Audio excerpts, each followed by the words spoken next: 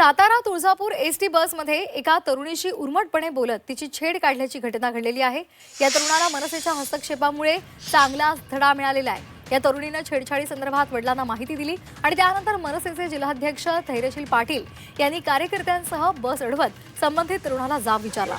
Police हस्तक्षेपानंतर तरुणाने तरुणीची जाहीर माफी मागितली।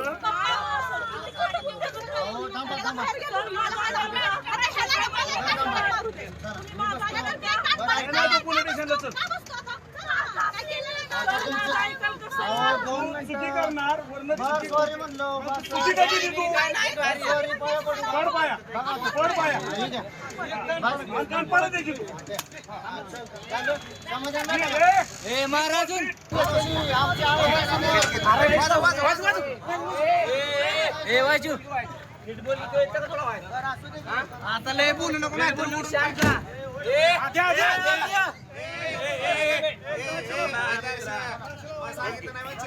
चला जाऊया मास्तर। नाही पप्पा तुम्हाला काय माहिती अहो तिच्या